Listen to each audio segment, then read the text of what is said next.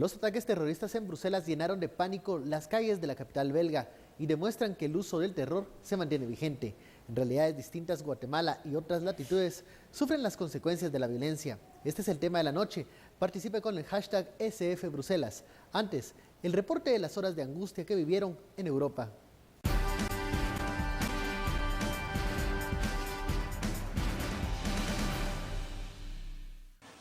Los atentados fueron coordinados en el aeropuerto y el metro de Bruselas, que dejaron al menos 34 víctimas, más de 200 heridos y una sensación de pesadilla que recuerda poderosamente a los atentados de París del pasado noviembre.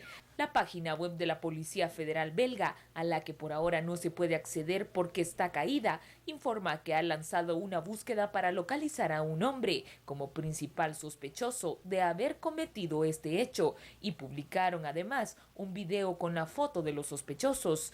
En la imagen se ve a un hombre con sombrero oscuro, vestido con una camisa blanca y una chaqueta color crudo, empujando un carrito portaequipajes por el aeropuerto. Una agencia simpatizante del grupo terrorista difundió por internet este mensaje. Los combatientes del Estado Islámico han llevado a cabo una serie de explosiones con cinturones explosivos y dispositivos. Bélgica activó el nivel de máxima alerta y declaró 3 días de luto nacional.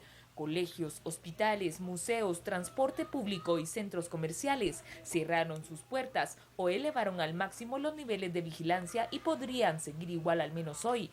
Todo inició al filo de las 8 de la mañana, hora local, con 2 explosiones en el aeropuerto de Zaventem, uno de los grandes aeropuertos de Europa, en las que murieron al menos una decena de personas.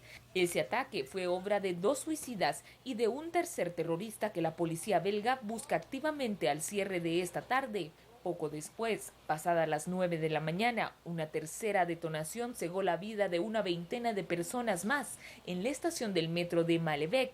Los 28 líderes de la Unión Europea, así como los titulares de las instituciones, afirmaron en un comunicado conjunto poco habitual que los atentados son un ataque a la sociedad democrática abierta. Bienvenidos a Sin Filtro, el hashtag de la noche, SFBruselas. Vamos a hablar, a profundizar sobre los actos terroristas registrados en la capital belga, también la sede de la Unión Europea, y bueno, un golpe fuerte de parte del terrorismo y que también incluso tuvo repercusiones en algunos guatemaltecos que desde las redes sociales se comunicaron y narraron los momentos de terror que se vivieron en aquella nación. Vamos a hablar de esto, analizar el tema del terrorismo con los analistas Philip Chicola y Estuardo Zapeta. Buenas noches. Estuardo, alguien dirá, bueno, Bruselas queda muy lejos. ¿Por qué hablar de estos actos terroristas? Pero en sí, ¿qué es el terrorismo y por qué nos puede afectar a todos? El terrorismo, pues de una definición de lo más sencillo posible, es el uso del terror para lograr objetivos, para lograr fines, ya sean fines financieros, sean fines políticos, étnicos, religiosos, no importa, pero es el uso del terror como medio, como arma, y tiene que ser diferenciado de los otros actos de delincuencia a partir que su impacto mediático es muy fuerte. Ya tuvimos Mumbai, ya tuvimos París, ya tuvimos Nueva York, ya tuvimos tuvimos también en Rusia, todas estas acciones que lo que tratan es llevar un mensaje mucho más allá de los afectados versus el crimen normal, entre comillas, diríamos, que afecta a una familia, a un grupo, tal vez a una comunidad y tal vez a una ciudad. Pero el terrorismo tiene ese patrón, ¿verdad?, de querer afectar. O sea, no importa si es en Bruselas o es aquí en San José Pinula, el acto tiene que ser muy sonoro, muy sentido y tiene que dejar una huella y una secuela, no solamente de muertos, sino de heridos. De hecho, en la lógica terrorista, el herido es más importante que el muerto. Claro, y el mensaje de zozobra que cuenta la historia, cuenta la zozobra y lleva la marca del acto toda su vida.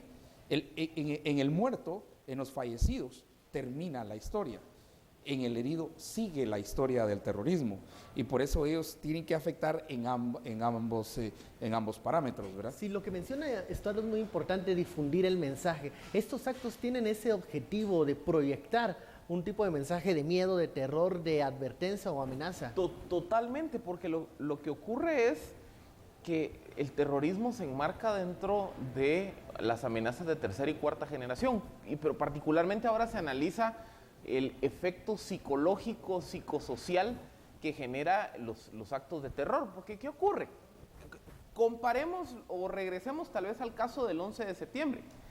Antes del 11 de septiembre, viajar no tenía las restricciones y los controles de seguridad que tiene ahora. Entonces hay un cambio en los patrones de vida del mundo occidental, de las sociedades occidentales, derivado de los ataques del 11 de septiembre. Veamos lo que ocurrió con la revista Charlie Hebdo. Derivado del ataque terrorista contra la revista Charlie Hebdo, hay testimonios de decenas de periodistas europeos que ellos reconocen que la piensan 2 veces antes de sacar una nota crítica o algo con un tono burlesco respecto al Islam. Entonces, si se dan cuenta, el terrorismo va carcomiendo las libertades de la sociedad. Porque ¿qué ocurre? Ya no es que un Estado me esté prohibiendo hacer algo, ya no es que un Estado me esté imponiendo regulaciones, sino que el mismo ciudadano entra en una situación de zozobra y entonces ya no puede vivir con la libertad y con la tranquilidad del caso, porque piensa, bueno, montarme en el metro me puedo poner en riesgo, montarme o irme en un aeropuerto, ya no solo es viajar, sino el simple hecho de estar en un aeropuerto puede ser peligroso.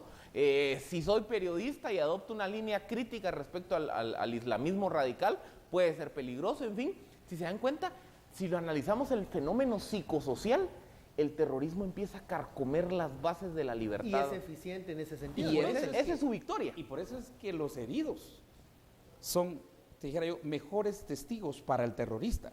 Cumplen con el objetivo específico del terrorista, a partir que ellos cuentan la historia y tienen la historia marcada. Y sea, como digo otra vez, sea Bruselas, sea la zona 19 de Guatemala, sea la zona 18, sea el busazo de San José Pinula. O sea un bus de transporte urbano de Guatemala, no importa. El objetivo es siempre impacto. Ese es el objetivo, es mediático.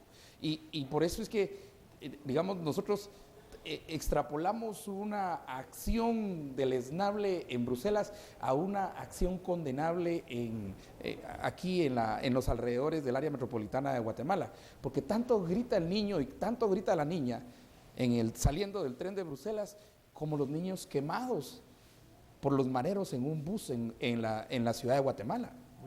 Vamos a la primera pausa, regresamos con este tema, la etiqueta SSF, Bruselas, le hacemos la invitación para que usted envíe sus comentarios y opiniones sobre este tema y sobre específicamente lo que causa el terrorismo en la sociedad y cómo poder combatirlo. Volvemos luego de la pausa.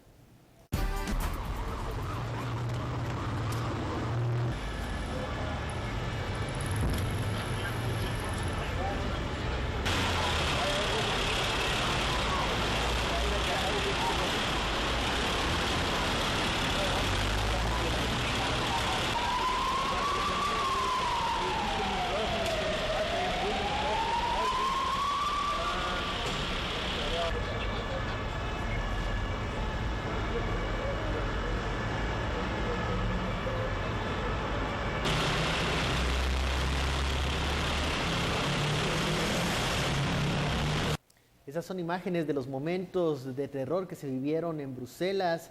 Veíamos cómo reaccionan las personas al momento de la explosión. Estas son imágenes que se transmitieron por redes sociales, por diferentes medios que nos muestran un poco de lo que se vivió en la capital belga. Regresamos con el tema. Y si algo fundamental buscan los terroristas es difundir el mensaje, Philip, ¿cuál es la recomendación entonces para difundir este tipo de noticias? Porque bueno, es algo que llama mucho la atención desde el punto de vista periodístico, más de 30 fallecidos, pero si no queremos glorificar a estos grupos terroristas, ¿cuál es el tratamiento que se debería dar a este tipo de noticias? Hay que recordar lo que hizo Rudolf Giuliani después de los atentados terroristas de Nueva York en el año 2001, porque él llamó a la unidad, en ese caso de los habitantes de la ciudad de Nueva York, para no dejarse vencer psicológicamente por el acto de terror. O sea, básicamente lo que las autoridades, en particular de la ciudad de Nueva York, hicieron es, no vamos a dejar que los terroristas nos impongan el tal miedo que nos recluyamos en nuestras casas, que tengamos miedo de salir, que tengamos miedo de viajar, que tengamos miedo de seguir con nuestras vidas. Yo creo que ese es el mensaje sobre el cual se construye un poco una dinámica de lucha contra terrorista. Tony Blair hizo lo mismo después de los atentados en Londres en el año 2005, es decir, me recuerdo quizá que los discursos antiterror más significativos son aquellos que llaman a la unidad y a decir, no nos vamos a dejar vencer por esta gente que lo que quiere es cambiar nuestro modo de vida. Y en España pasó lo mismo después del... Pero en España recordemos que en España tuvo un efecto. Cambió las elecciones. Porque las elecciones en España eran domingo y se dan los atentados del 11 de marzo, que creo que fue martes o miércoles. El 11 de marzo parecía que se iba a reelegir a Aznar con el Partido Popular. Para el domingo cambia la intención de voto y gana el Partido Socialista Obrero Español. O sea, ese es un poco, si se dan cuenta, España es un poco el paradigma de la victoria psicológica del terrorismo. Porque en su momento, ¿cuál fue la lectura que se hizo de España? Se decía, bueno, el Partido Popular de Aznar está a favor de la guerra de Irak, el PSOE está en contra de la guerra de Irak. Hacemos los actos terroristas, los atentados terroristas, y en 3-4 días cambiamos la intención de voto y hacemos que gane el voto antiguerra. Entonces el terrorista se sintió envalentonado, porque dijo, yo les cambié una elección a los occidentales. Y entonces esas son, por eso les digo, eso es lo complejo de este tipo de lucha. Y ojo, que hay que decirlo aquí, ¿cuál es la relevancia que tiene el ataque a Bruselas? Bueno, dos cosas. Primero, como ya lo mencionabas en la introducción, Bruselas es la sede del Consejo Europeo y del Parlamento Europeo. Ahí es donde está la institucionalidad de la Unión Europea. Y segundo, Bélgica junto a Francia ha sido de los países europeos que más han adoptado una posición más hostil respecto al Estado Islámico en la guerra de Siria. Entonces, Bélgica, cuando se dieron los atentados de París en noviembre pasado, Bélgica se monta en el barco de Francia y dijo, no vamos a permitir que ISIS siga haciendo de las suyas en el continente. Entonces, Bélgica ha jugado un rol de liderazgo, si bien tal vez no ha pasado relativamente desapercibido en las noticias. Estuardo, perdón, yo quería seguir con la simbología, porque mira, esos símbolos del los símbolos de fuerza que utiliza el terrorismo son, y los miramos en Guatemala. Mira, terrorismo es terrorismo, no importa si es en Bruselas o es en la ciudad de Guatemala, no importa si es ISIS o es la Mara 18 o la Mara 13 la que te pone una bomba en un bus y salen 27 heridos y 2 muertos. Y los niños igual quedaron quemados y nos impacta a todos como sociedad. Terrorismo otra vez es el uso del terror para lograr objetivos. En el caso de las maras, objetivos financieros y objetivos territoriales. En el caso de aquellos, objetivos étnicos, religiosos, políticos, ¿verdad? Pero la simbología, mira, lo hacen precisamente en la denominada capital europea, como se le llama a Bruselas, lo cual es. Segundo, mira en cuál aerolínea. Mirar cerca de cuál aerolínea es el atentado en el aeropuerto, ¿verdad? Es el bombazo en el aeropuerto. Luego lo hacen en hora pico, obviamente para tener mayor impacto, pero también para decir nosotros tenemos el poder. Y ojo que mucho de esto no es alta tecnología, porque mucho acerca de la inteligencia se utiliza alta tecnología, por supuesto. Aquí había incluso clavos, ¿no? Sí, aquí era como en Boston, ¿verdad? Los atentados de Boston fueron, aún en Nueva York, eso se llama en el análisis las armas de los débiles, que es tomar las armas, digamos, las menos sensibles de las armas del otro y utilizarlas contra el otro. Y utilizar un avión, por ejemplo, con el tanque lleno de gasolina. Claro, ¿verdad? un arma ya. Sí, o clavos, entonces, o una bomba, por ejemplo, en el bus aquí en Guatemala. La bomba en realidad era muy elemental, con una baterita de moto. Otro elemento que llama mucho la atención es cómo ISIS se adjudica la autoría de este atentado inmediatamente. O sea, no quiere que otra organización terrorista llegue. Eso dice mucho de la organización, de lo que buscaban y de la competencia que hay entre los grupos. Aquí en Guatemala pasó lo mismo. Automáticamente, horas después, descubren, mira, desde la cárcel, descubren quién era el que ordenó estos atentados aquí en Guatemala y ahí tenían el cuerpo del otro. Y porque claro, se ya había hacen una salido declaración, ¿no? Y hasta Incluso. con una declaración y todo. Entonces, no importa, pero ese es el impacto que se quiere lograr. Ese, como dice Philip, ese impacto de que nuestra vida, de que si yo me monto un bus aquí, ahora quien se monte un tren en Bruselas, entre París y Bruselas en tren es 1 hora. Claro, tan cerca. Es muy cerca, es una cuestión del temor que vas a tener, subirte en un avión, subirte aquí en un bus. O sea, ¿qué es lo que pasa? La delincuencia y el terror logran su objetivo cuando cumplen el objetivo de temor. Bueno, vamos a la siguiente pausa. Al regreso hablaremos un poco sobre qué soluciones, qué fórmulas para combatir estos grupos terroristas. Ya lo mencionaba Stuart y Philip, no importan en dónde estén, cómo se debe de afrontar este problema. Envíe sus comentarios con el numeral SF Bruselas. Volvemos luego de la pausa.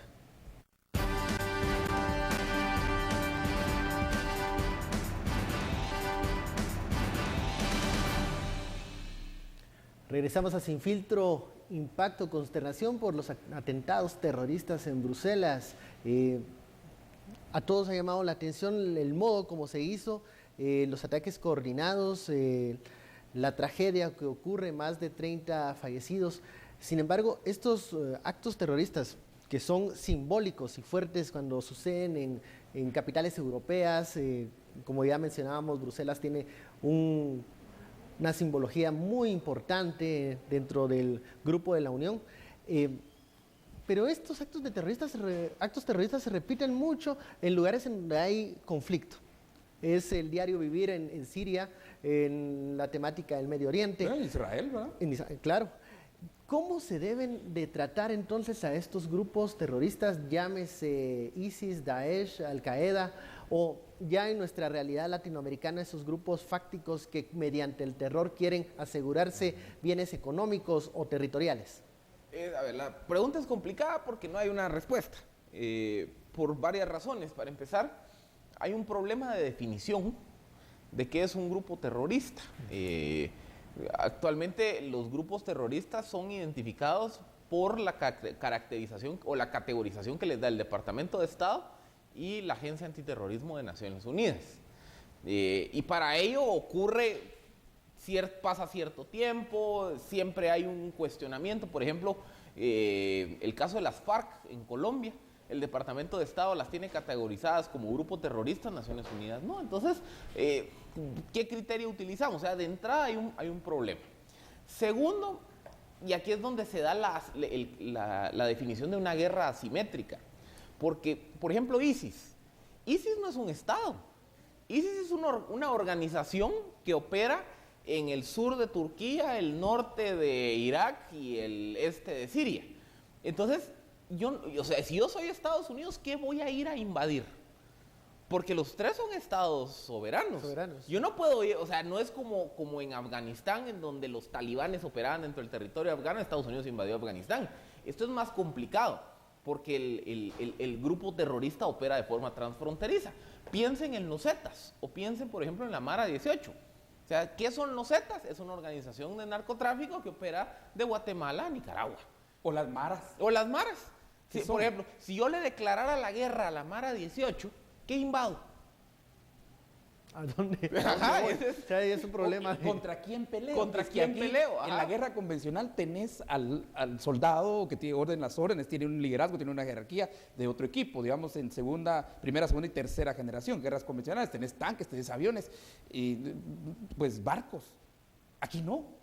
Aquí el enemigo es disperso, es casi invisible.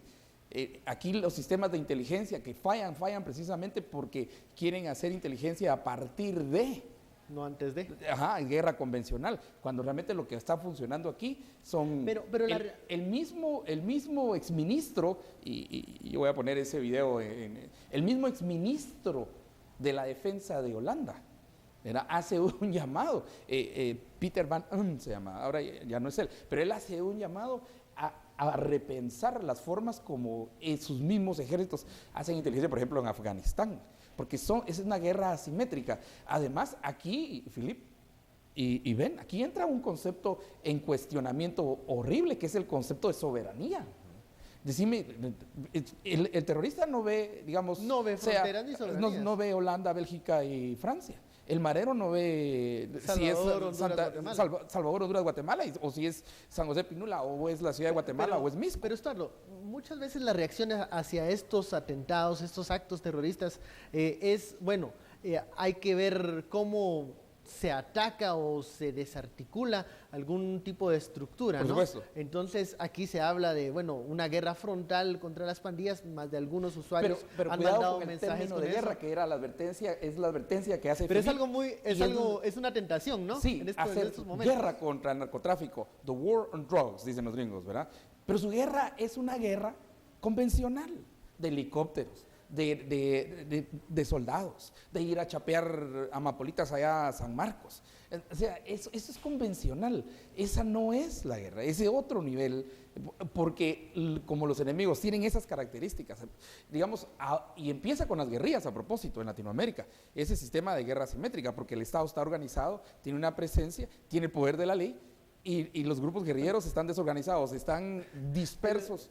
Y que esa es su ventaja competitiva y comparativa. El precandidato republicano Donald Trump ha aprovechado el momento para decir, esto es ya tiempo para entrar de frente, nada de estar buscando ponernos de acuerdo 10, 20 países, entremos y ataquemos. Precisamente esa tentación está incluso en el primer mundo, en ese anoche, debate. en los 5 finalistas, él mismo, y volvió a repetir otra vez, que hay que repensar la participación de Estados Unidos en la OTAN. ¿Sí? Mientras 4 más republicanos y demócratas, 3 republicanos y 2 demócratas, de ellos un republicano es el único que dijo repensar.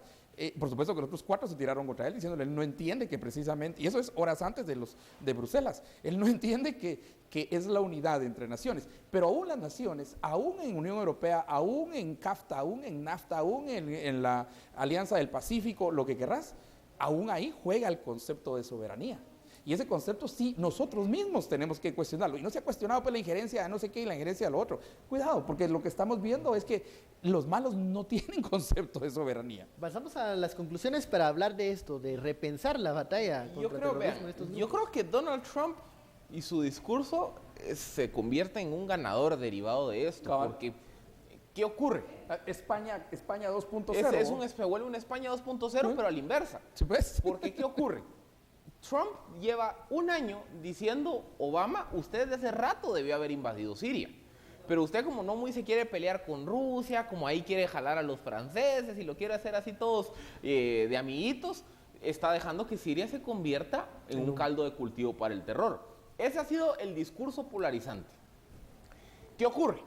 Cuando se da este atentado terrorista, el ciudadano norteamericano dice, puchica, ¿y si me pasa esto mañana en el aeropuerto? Claro, y por ejemplo, un comentario, una entrevista que le hacían a una ciudadana belga, decía, es que ya ni siquiera me puedo montar al metro, o ya ni siquiera es de entrar a la seguridad del aeropuerto, solo por estar en el mostrador de una línea aérea donde ya me pongo en riesgo. Entonces el norteamericano dice, no, yo no quiero eso para mi vida. Entonces si está Donald Trump con un discurso antisistema, diciendo, vea, esto es culpa de Obama, el norteamericano está diciendo, este cuate tiene razón. Por eso les digo, esta es la forma como la geopolítica influye en los procesos de política interna. ¿Conclusión, Néstor? Mira, yo recomiendo a un asesor en seguridad y antiterrorismo que se llama Mark Goodman. Mark Goodman dice que lo mejor que se ha podido hacer, que si eso es lo mejor que hemos podido hacer, lo que explicabas, Filipe, al principio, ¿verdad? Hacer cola en un aeropuerto, que te registren de pies a cabeza. Si eso es lo mejor que podemos, y las mejores mentes del mundo con eso vinieron, dice, eso no nos va a defender, y él tenía la razón. Porque desde que él dijo eso hasta ahora, la cantidad de atentados han sido, digamos, cada vez hay menor tiempo entre uno y otro. Entonces, él propone una cuestión muy interesante y es crowdsourcing, o sea, información que va llegando a través de las comunidades, ¿verdad? A partir de centros de información que entonces las comunidades, esta ciudadana que no se puede subir al metro, el que tiene miedo de subirse a un bus, sea en Pinula, sea en Villanueva, sea en Misco, sea aquí en la capital o en San Salvador o en Honduras, cuando va entrando a un proceso de comunicación entre comunidades y entre personas, ahí es donde está la verdadera inteligencia, de cómo se van moviendo, por ejemplo, los del Mezquital pueden informar acerca de cómo se va moviendo, las redes ahora, esto nos permite estar informados yo pertenezco a 2 redes, por ejemplo, y hay una en zona 10 y otra en zona 18 donde vivo, donde nos podemos estar, y esa gente, esos grupos de gente que se vuelven fuente también. Porque están preocupados por su propia primaria, seguridad. ¿No? Sí, claro. Pero el problema que hemos visto en todos estos, que el resultado es que en nombre de la seguridad terminamos perdiendo libertad. Y no tenemos por qué libertad, porque perdiendo libertad, ese es el objetivo del terrorista. Eso es lo que quiere el terrorista. Muchísimas gracias, Estuardo. Philip, por esta lectura de los ataques terroristas ocurridos hoy en Bruselas, con este resultado de más de 30 personas fallecidas. Y bueno, ya lo hemos discutido acá. Habrá ganadores, habrá perdedores, pero bueno, no queremos que el miedo llene nuestras vidas ni controle nuestras vidas, ya sea que usted viva en Europa o aquí en Guatemala. Bueno, muy buenas noches por su sintonía. Ya sabe, a las 10 p.m. Sin Filtro, el lugar, el espacio en donde usted saca sus propias conclusiones. Nos vemos mañana.